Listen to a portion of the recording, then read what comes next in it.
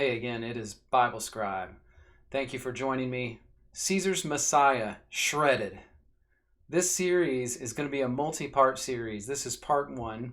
I deal with the intro of the Caesar's Messiah video. What we're going to do is watch parts of this video and we're going to go through it step by step, piece by piece. I had done a previous debunking video on Caesar's Messiah, the book by Joseph Atwill. And I truly didn't spend a lot of time on it because I didn't honestly think that many people took it seriously. And I really didn't take it very seriously. And I still don't. But what happened when I put that video out there is that, man, I got all sorts of people who are interested in this topic. So I am going to go piece by piece through the entire Caesar's Messiah documentary. And we are going to deconstruct this thing step by step. We're not going to miss one single statement that's said out of this video. And so this part one will go through the first 7 or so minutes of the video, but stick around after that and watch my channel, subscribe for future posts, because I'm going to go straight through the entire documentary and argue and debate all of Joseph Atwill's claims piece by piece by piece. So let's go ahead and start with this part of the video. Who was Jesus? Is he a historical character? Who wrote the Gospels? Why are they written in Greek? All right there we have one thing we need to mention, and it's just, he's given us all these questions right now, a bunch of questions. It's dramatic. We've got dramatic music.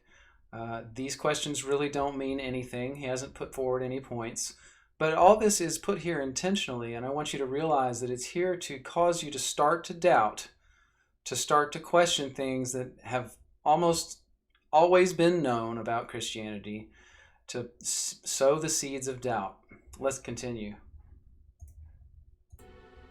Why did they have a pro-Roman perspective? Why was the religion headquartered in Rome? Those were the mysteries that I saw about the Gospels. So, why did the New Testament books have a pro-Roman perspective? Well, could this perhaps have been because it was written to people who lived under Roman rule? All the people to whom the New Testament books were written were under the rule of Rome at the time. And Jesus taught peace. He did not teach his people to fight. In fact, he said, if my kingdom were of this world, I would have taught my followers to fight and to raise up swords. But he said, it's not of this world. It's a spiritual kingdom. He taught peace for those living under Roman rule. His stated intent, when Jesus came, his stated intent was to give the Jews a chance to accept him as the Messiah that they had been looking for, before God's judgment was coming upon them. And this is what he taught all through the Gospels, and it's written there, it's written in hundreds of other writings. His judgment, in fact, that he was talking about with the Jews did come in 70 AD. What happened? The city of Jerusalem was put under siege by the Romans, and the temple was totally destroyed. And God allowed this to happen. And then Atwill puts forward the question, why was the religion headquartered in Rome?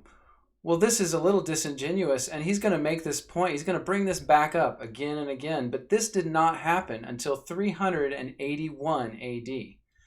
That is 3 centuries after the time of Christ, the time frame in question by this film. And you're going to see this over and over again, and it makes this statement irrelevant, but he's going to keep bringing it up. It's really irrelevant to the entire conversation as to whether Christ was real. And just know that he's going to restate this 100 different ways. And his intent here is to confuse you and hope that you don't know the timelines involved. You'll notice he'll never state when that actually happened. He'll never give you all the dates and the timelines, because then it would make sense to you and you'd be like, why have you come to the conclusions you've come to? The timelines don't work. Let's keep going. The origin of the Christian religion has been a subject steeped in mystery for nearly 2,000 years. All right, so has the origin of Christian religion been steeped in mystery for the last 2,000 years? The simple answer is no, it hasn't. It's history, and it's well attested to by many different historians. He only will bring up Josephus, but there are other historians who attest to first century history. And then there are writers all through the first, second, and third centuries that talk about what had happened during that time period. It's very well attested to. It has been generally accepted by all reputable scholars for 2,000 years. It is only questioned by those who refuse the overwhelming, simply plain and obvious history of the first few centuries after Christ. It's obvious and simple, and it's well attested to, but Atwill is going to use this video to try to make you doubt. And that's the whole intention, is to try to make you doubt. And he's going to do his dead level best to mix up all the facts so that you can't think about them in a correct way as he continues on and on.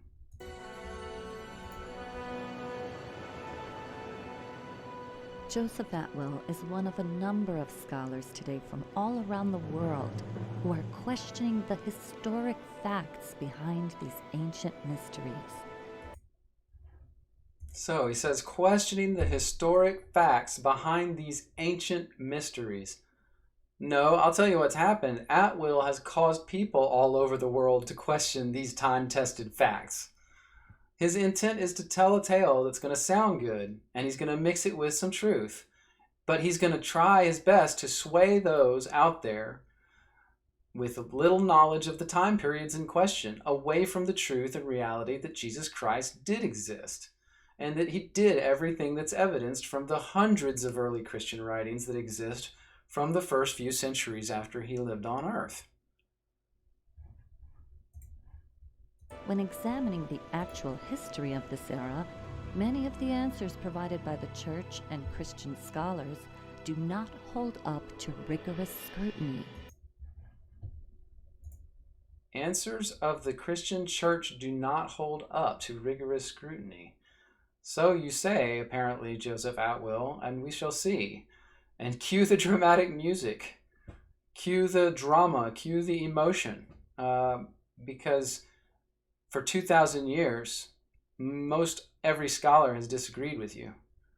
So you have the entire burden, Joseph Atwill, and we are going to see as we go through these videos, piece by piece, whether you present any evidence that holds up under scrutiny.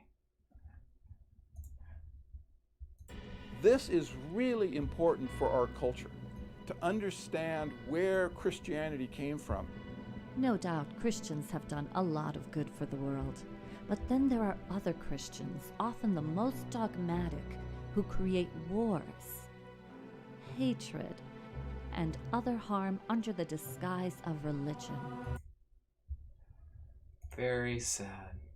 Points about the evils done in the name of Christianity. You know, over and over again, they do this, and they're going to do it again in just a second, but you know, God, through the Bible and through the life of Christ and his testimony and teaching, they teach no one to be evil or to be corrupt. Any evil done by people claiming Christianity are then by definition not good examples of Christians.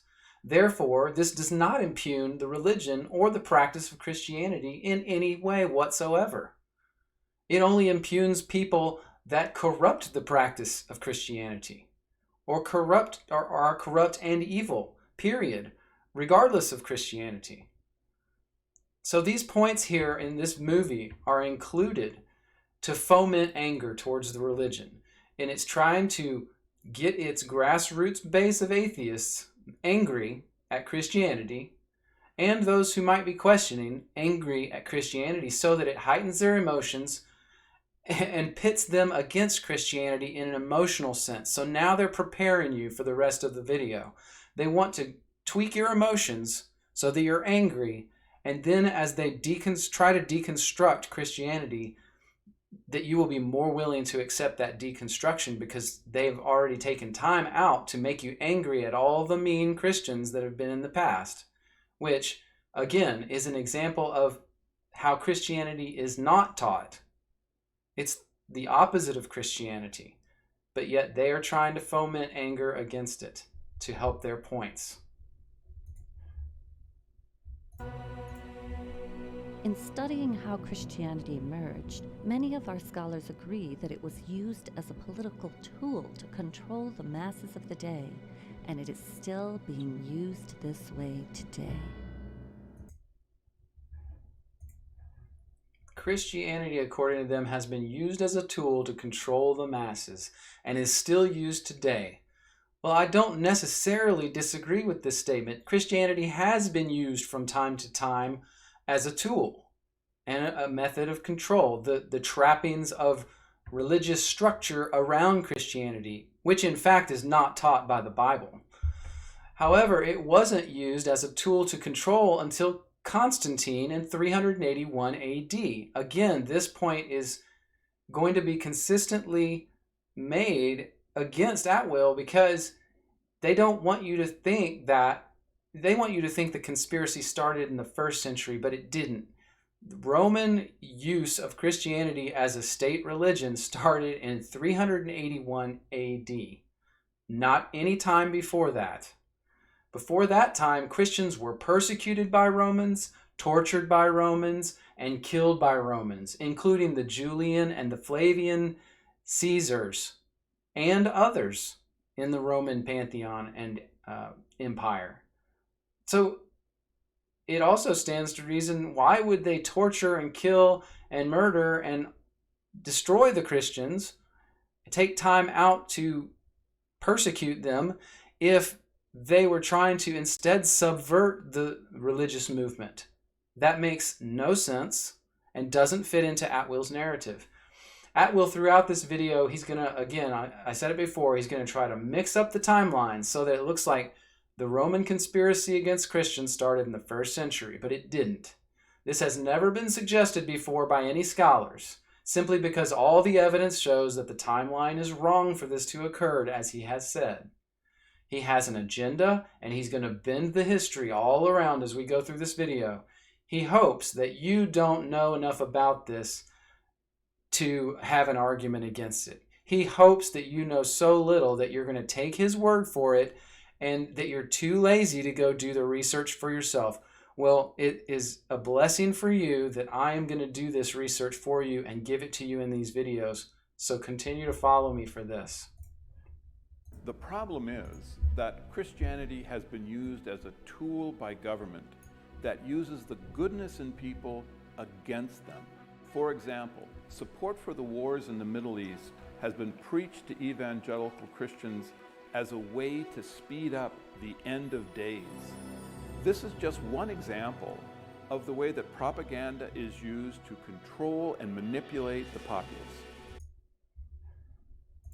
So again, he's just slamming in these different ways that he can try to discredit Christianity in the viewer's mind as he gets going on. He hasn't even put forth any points. Again, any abuse or corruption of the religion of Christianity does not impugn that religion, and it doesn't work that way for any religion. If someone is not obeying the tenets of a religion and doing evil or doing the opposite of those tenets, then it's not the religion that is impugned, but it's the person that is impugned for not following the correct morals and ethics. So it just isn't a good argument, but he's going to keep bringing it up to dredge up your emotions and make you angry. Throughout this video, he will try, again, to mix up the timelines. I think that's a copy from my previous slide. Actually, according to my study of the ancient texts, the second coming of the Christ has already occurred. Whoa, the second coming of Christ has already occurred? Well, so what? I believe that too, and I'm a born-again Christian. So what's your point? Second coming of Christ has occurred, and I believe that happened in 70 AD. He says it like it's some bomb drop, like it's some kind of like boon to his argument, but I don't think that's the case. Maybe we need to expand the possible answers about how Christianity originated, and deeper questions need to be asked. Maybe we need to examine what political motives were behind the formation of the Christian religion. I think it's a requirement of alert citizens to know how the Gospels were written, why they were written, who produced them, what was the purpose and back of all this. This is good citizenry. Everyone should be involved in this. Good citizenry. This is good citizenry, he says. And I want you to see that the pictures, the flags here, it's amazing to me. He's using this against you. He wants you to believe that the argument, that agreement with what you're about to see in this video is a patriotic thing. That's what he's trying to do. He shows you the picture of the American flag here. He has, music with trumpets playing in the background, like a reverie. And so he's trying to make you feel patriotic and then say, this is patriotic. What we're about to do in this video is patriotic. Standing in front of these flags. He's trying to use your emotions against you once again. And just remember, he has not presented a single argument yet or a single evidence for his argument. All the questions that he says every good citizen should know in this segment are questions that have been answered for 2,000 years, and they're evidenced by hundreds of religious and historical writers in the 1st and 2nd centuries alone, not to mention all those who have studied these documents he's talking about afterwards and repeatedly for 2,000 years. Yet he thinks he's got something different that's special. Today, we live on the brink of an immense paradigm shift. And this modern time is very parallel to the Cue era the in which apocalyptic Christianity footage from emerged. wars of the Middle Studying this East. ancient era can give us the perspective needed for coming up with solutions to today's problems and for helping create the better world that we envision. So it's funny how they cue up all that apocalyptic video footage from the Middle East and wars and all sorts of, strifes and scuffles. It's a corrupt tactic. This is used, all over the place, to monger fear and pull emotions out of people so that they'll donate money to this cause or that cause or whatever. But it's shameless. It's a tactic. And so far, again, there's been no actual helpful information in the video. He's just drumming up your emotions, trying to put you in a state to where he can then manipulate you with this viewpoint. And if you've been watching closely and thinking hard about it, you'll realize that. But if you're not paying attention, you might fall into the trap that he's trying to lay.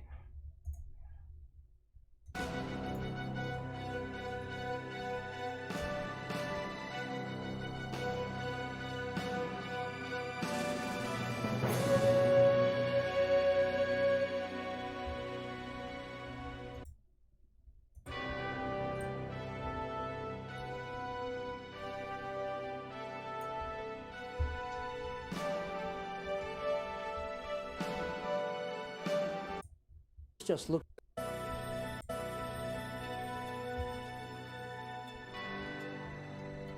And the penny dropped that Jesus, as a human being, never existed.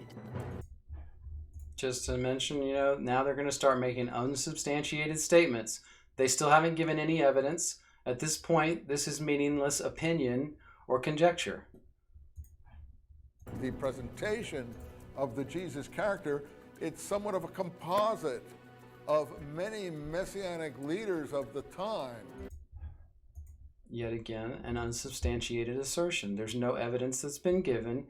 You've just seen two off-the-cuff, what they called maverick, what I call out-of-band professors at weird colleges around the world giving you their opinions on this topic. Well, let's just go back to the drawing board and we'll leave aside all of the assumptions of Christian history and let's just look at the text afresh and consider every possibility. Let's open the whole game up. Throw aside all assumptions. His statement makes an inference and an assumption that all we have about Jesus Christ is assumptions, but that's completely misleading, especially for the uninformed. The evidence for Christ is massive. It is so great and so deep and wide in a literary sense that it outshadows almost all other historical reference that we have for the rest of our history. That's why there were eras named after Jesus Christ. That's why so much evidence exists, and it wasn't questioned throughout history till Joseph Atwill comes along and makes a video for people that he thinks don't have the background to combat his arguments. This guy says also, let's open the whole thing up and start from scratch. Well, the only way to do that with this topic, with Jesus Christ, is to throw away all the writings, all the historians, and all the evidence for him, because there's tons of them. And they're only going to talk about like 2 books. And they're not going to talk about all of those other writings that are out there that have been out there for centuries and nobody reads. Not many people read, but some scholars do. And this film does this. It ignores the evidence. It hopes that you don't realize it, that you don't know anything about this stuff, so that when they come along and they have a dramatic background music and they manipulate your emotions into thinking that, Christianity is bad and Jesus is probably bad then, now they're going to try to change things that have been known and attested to for thousands of years. Can you think that Christianity is really paganism by a different name? Now it feels completely obvious. Paganism by a different name. It's unsubstantiated at this point. He's given no evidence, 0. Still, and in general, there's not one shred of evidence that's been given for any viewpoint at this juncture, 4 minutes and 15 seconds in. The viewpoint has not even been clearly established. I think their viewpoint is just that Jesus Christ never existed. And so I guess that's the main viewpoint, but they've given 0 evidence so far. And you're going to see, we're going to keep going. They're still going to continue this type of dialogue with 0 evidence for a while here. Some of us are saying that this was a sun god turned into a Jewish man. In all of this, we're dealing with literature. We're not dealing with history. So the answer is no, there is no history to this character of Jesus. It's entirely a literary creation. Entirely a literary creation. There's no history to this character Jesus. It's a literary creation. How the hell do you think we know anything about history? This guy is an absolute nincompoop. Every word of history that we have has been taught, that's ever been taught, would and can only be known if it's written down and then passed to the next generation. What do you think we do to get history? Historians wrote history down for future generations from thousands of years ago till now and all throughout history. That's how we get history. It's said as if that's something strange that you would rely on written testimony of people and historians to get history. That's how you get history. There's no other way. The history of Abraham Lincoln is literary. Charlemagne, Napoleon, every bit of known history for everyone in it is only known because we've written it down. This is the stupidest statement I've ever heard. And again, we've got no evidence for their point. None. Some of our Bible scholars are mavericks, working outside the restrictions of mainstream religious institutions. This allows them the freedom to provide fresh insights and draw some startling conclusions about how Christianity was formed. Yeah, they're mavericks, all right. I think your scholars, ma'am, are way outside the mainstream. And I think they've probably been bought with a price. They're off the reservation as far as I'm concerned. And you say they have fresh insights and startling conclusions. I think you mean off the rails. We will see if you give any evidence for your views, because we're 5 minutes in now. We have 0 evidence or information about where this view came from. 0.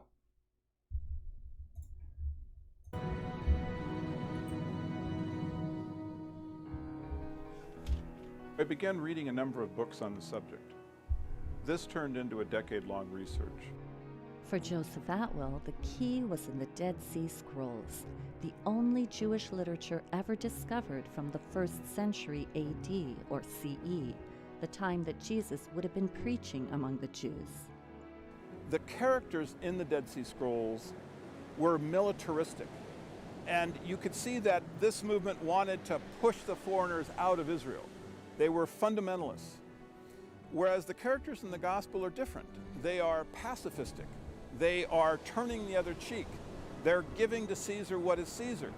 How did a movement like Christianity come to exist in a region that was occupied by Roman soldiers and had Jewish zealots within it that were going to push these Romans out? How was that possible? The characters in the Dead Sea Scrolls were militaristic, Joseph Atwill says. I don't really know. Who are you talking about, Joseph? The Dead Sea Scrolls contain many copies of books of the Old Testament, which was the Bible. Then they literally were word for word just about with what we have in the Bible. Other Jewish holy books and writings about the community of people that had owned those scrolls that were found in the Dead Sea Qumran caves. And the general agreement among all scholars is that the Dead Sea Scrolls had been kept by a Jewish sect they call the Essenes. Now, the Essenes, they believed in a communal life of piety, celibacy, the absence of personal property or money, and they forbade the expression of anger within their community. Does that sound militaristic to you? I mean, give me a break. The Essenes were like monks. The only writing that was found in the Dead Sea Scrolls at all that could be called militaristic is one that's called the War Scroll. It's scroll 1QM. If you want to look it up, you can read it. But it's about a war between the armies of God and the armies of Satan, and it's likely angelic. It's likely not even earthly armies. So how does that relate to the Essenes who held these writings in high regard? It does not refer to the Essenes. It was simply in their collection amongst hundreds of other scrolls and writings. There is zero evidence, that the group of people called the Essenes that held these scrolls in their caves and hid them to protect them was militaristic. They lived in peace and piety like monks. Monks are not militaristic, Joseph Atwill. I began studying the other two major works of the era, the New Testament and Wars of the Jews by Josephus, a Roman court historian who described the war between the Romans and the Jews in the first century.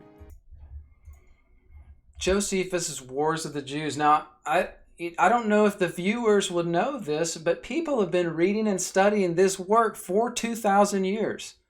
Literally, it's one of the most popular and well-known writings of that time period. It's been read by millions of people, including myself. I've read most of it myself. And then Tertullian, who was a Christian writer and a Christian around the time of 200 AD, he studied the writings of Josephus himself, and he used the work in his own writings by quoting it and talking about it.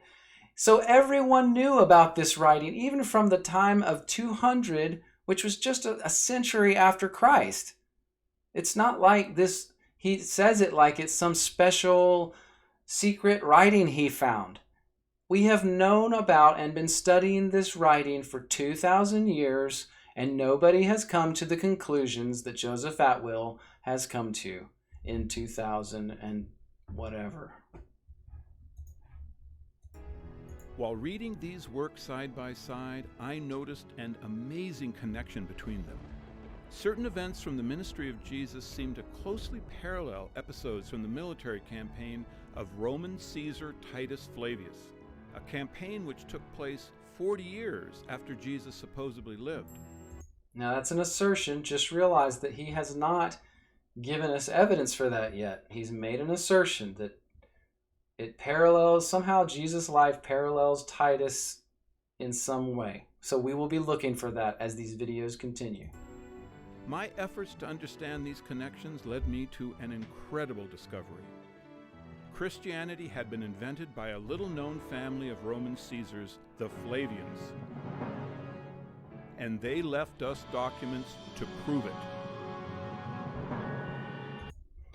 dun, dun, dun, dun, dun. Christianity had been invented. Just remember, though, after he makes this assertion, we are 7 minutes into this video, and he has given zero evidence or information in support of this viewpoint. Zero. None. So I'm not saying that to say that he's not going to, but you just have to realize what you have seen so far. It has been an emotional roller coaster ride intended to prepare you to receive his teachings, which they are wrong, and we will see that as we go through. But he makes these crazy assertions, and just realize we haven't seen one shred of evidence yet. But he says they've left us documents to prove it. And I seriously, seriously doubt this. We've read, I personally have probably read all his documents that he's going to talk about. And if it was so proven, do you not think that many scholars would have said this before now? For 2,000 years, people have been studying these writings again and again. Some people, it's their life's work. Some people, that's all they do day to day is go over these writings and study them. But they didn't figure it out in 2,000 years. None of the hundreds and thousands of people that have studied it have figured it out like you have, Joseph. And people like myself who have read these writings should easily be able to see the linkages that you are going to so easily show us, right, Joseph? It's so evident, right? Well, nobody's seen it for 2,000 years, but you may have just discovered it, I guess. So we'll just see as you go on here. That is really the end of this part 1 intro. He's going to get into the next section of the video in the following segment here, but we will do that in another video. Thank you for spending time listening to our points, and take care.